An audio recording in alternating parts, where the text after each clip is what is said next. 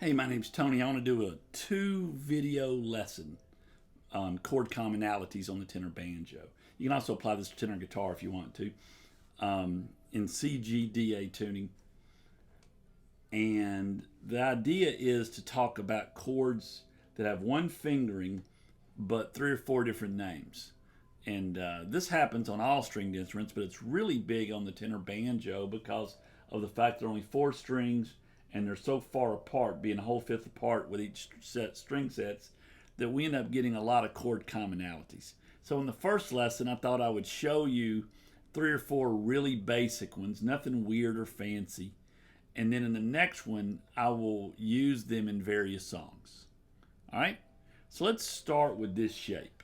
I think everybody's made this one. This is a bar chord, and I happen to be doing it at the 5th fret, but you can do it anywhere you want. This formula works anywhere, but at the 5th fret, I got the 5th fret barred. So on the C string, the top string, I've got the 5th fret held down. That's an F note. The ring finger on the 3rd string is playing the 7th fret. That's a D. And on the 2nd string, the 2nd finger is playing the 6th fret. That's an A flat. And on the 1st string, we have another D on the bar there at the 5th fret. Well, the basic way to think of that, I guess, the first way most people think of it is that's a B flat 7 chord, and it certainly is. But that's not all it is. But let's think about it as a B flat 7. You know, as we know, a 7th chord is spelled 1, 3, 5 and a flattened 7. And sure enough, there's the 5, that F. That D makes a really nice 3rd. The A flat makes a really nice flat 7. And there's that D, another 3rd. Now, yeah, we don't have a B flat in it, but, you know, in stringed instruments, you frequently have to leave out a note, and that's fine. If you have to leave out one, my choices are always the 1 note and the 5th note. Those don't give us a lot of information anyway. You need that 3 and that 7 if you can ever get them. Those are crucial. If you have to leave those out, it's a little bit of a problem, but it's not a deal breaker. Anyway, the same chord can be an F minor 6th. Remember our notes: F, D, A flat, D. Okay, for F minor 6, we've got 1, 6, minor 3rd, another 6. We can also call that a D minor 7 flat 5. Now I'm about to break my own rule here and have to leave out a flat 7 because I can't get it in this shape, but it's a D minor 7 flat 5 at the 5th fret. Flat 3rd, there's our root, there's our flat 5, there's another root. Yeah, we don't have the C note, we don't have the flat 7, but we can live without it. Now we're going to do a 3-note chord.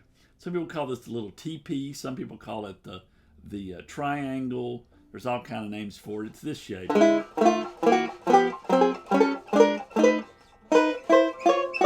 do it on the first 3 strings or the strings 4, 3, and 2 or 3, 2, and 1. It doesn't matter. We're going to, just out of the blue, pick the 4th, 3rd, and 2nd strings at the 6th and 5th fret.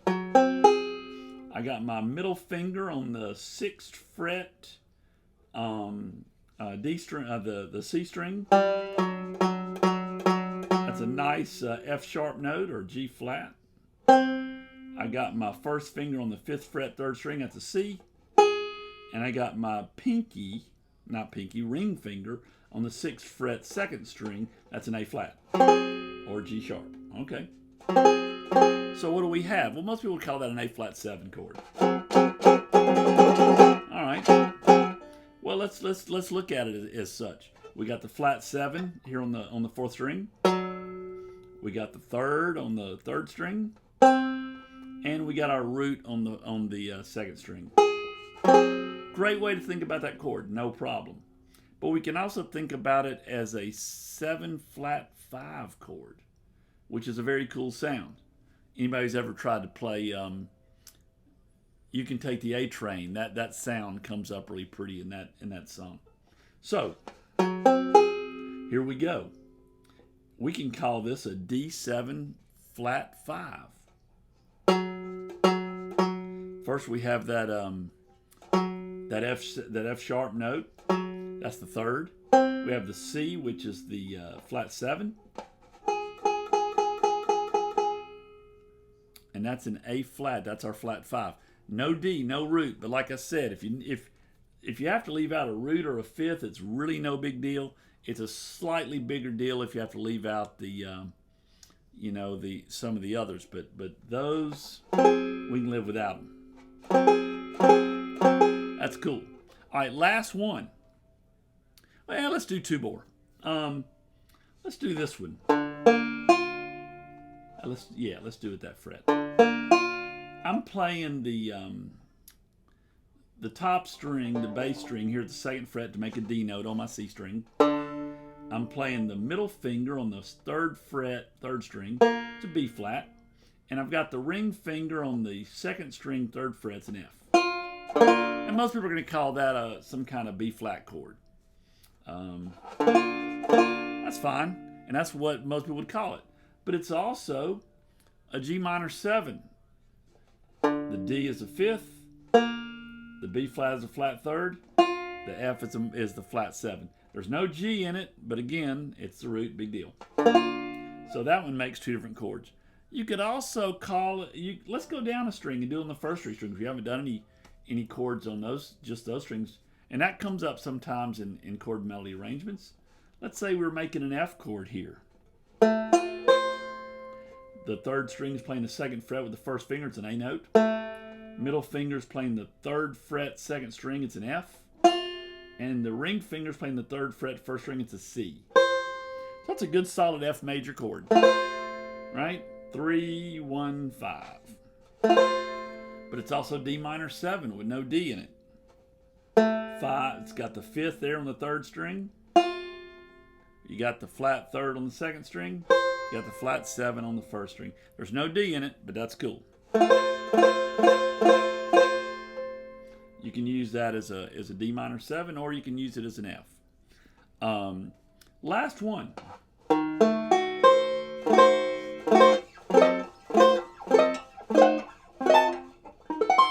Now, when you hear that sound, you think diminished, right? It's a diminished chord. That's fine. I've got the middle finger on the C string there at the 3rd fret. I'm making an E flat or a D sharp note. My 1st finger is playing the 2nd fret, 3rd string. It's an A. The pinky is playing the 4th fret, 2nd string. It's a F sharp or G flat. And the ring finger is playing a C note on the 3rd fret, 1st string. That's a classic diminished chord. We can call that, and we're not going to get into the chord chemistry of why, but this is actually an E flat diminished, an A diminished, a G flat diminished, or a C diminished.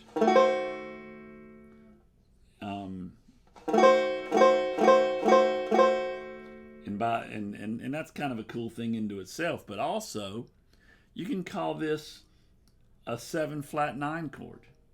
At the 3rd fret here, we can call this B7 flat 9. All right. We've got that D sharp note on the 3rd fret. That's a nice 3rd. We got the A, which is the 7th. We got the F sharp, which is a 5th. And we got a C, which is a flat 9. So B7 flat 9 is also those diminished chords. I tell you, if you want a really good shortcut to know which 7 flat 9 chord it is, make that shape and just look at the 1st string. Whatever note you're playing on the 1st string, that's the flat 9. So all you got to do is whatever note that is, back it up 1 fret in your mind, and that's the 7 flat 9 chord it is. For instance, let's say I was doing it at the 6th fret. Well, on the 1st string, that's a E flat note. In my mind, I go 1 fret back from E flat, that's D. So that's D7 flat 9. Now, if you just do the top, the low 3 strings of that chord, instead of going all 4, you just do the 3 low ones. You just got a straight up B7 chord. I know a lot of people know the bar shape of the B7. Listen to that and listen to the diminished. Same exact notes. If you like that, if you need that flat 9, just play the first string. All right, so we've gone over 4 different chord shapes that can be called multiple things. On the next lesson, we're going to take some of those and use them in various musical contexts to show how you can use the same shape to make different musical statements, I guess is the right term. Anyway, I hope this is something that you'll work on, and I hope it'll help. If not, we'll get them next time. Thank you.